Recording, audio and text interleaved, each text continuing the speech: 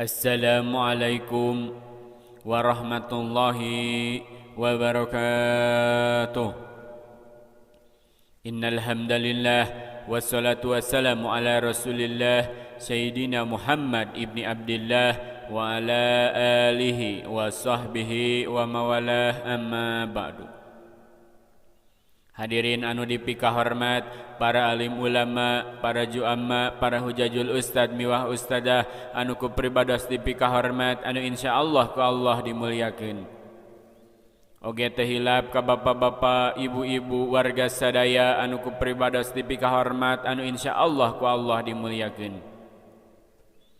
Tina sabadana sim kuring nyanggakeun tahiyatul islamiyah anu jadi kahormatan puji miwah syukur urang sanggakeun ka Allah Subhanahu wa taala, anu alhamdulillah kalayan takdir timantena urang sadaya tiasa riung mungpulung patepung lawung patepang wajah dina tempat anu ieu barokah.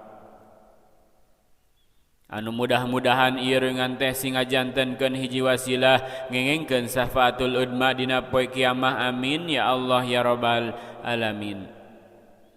Oge rahmat miwah salam mugia salalamina dicurah tur dilimpah ka paduka Rasul wastana Kangjeng Nabi Muhammad sallallahu alaihi wasallam. Tehilap ka para keluargana, sahabatna, tabi'ina, oge mudah-mudahan eta rahmat teh dugi ka urang sadayana, amin ya Allah ya rabbal alamin. Hadirin anu dipika hormat, teu karaos sakedap deui urang patepang sareng tahun baru Islam anu tepatna tanggal 1 Muharram. Teu karaos hari demi hari, minggu, bulan tos ku urang kalewati, anu nandakeun yen umur urang ge beuki kolot. Tah dina taun anu anyar ieu urang kudu daek jeung berusaha ningkatkeun kana ibadah sareng memperbaiki kesalahan anu geus dilakukeun ti heula, mumpung masih dipasihan umur ku Allah. Saur Allah dina Al-Qur'an, awalam nu'ammirkum ma yatadzakkaru fihi man tadzakkara wa ja'akumun nadir. Anu hartosna laina kami geus manjangkeun umur aranjeun meh bisa mikir keur jalma anu malikir, padahal geus datang saorang pemberi peringatan. Yen sanyana umur mah teu aya nu apal, boa isu pageto urang dicandak ku anu maha kawasa, maka gunakeun kesempatan ieu kangge memperbaiki ibadah sarta ngalobakeun amal soleh keur bekel engke di akhirat. Ulah nepikeun ka engke urang kaduhung.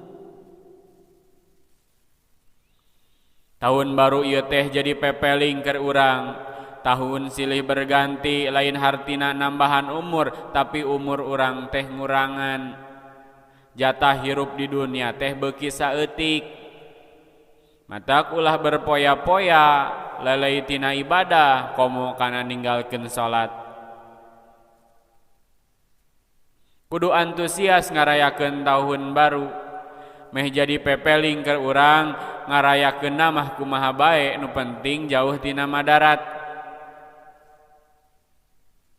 Ayakeun pangajian, santunan anak yatim, isi ku acara-acara ibadah meh berkah.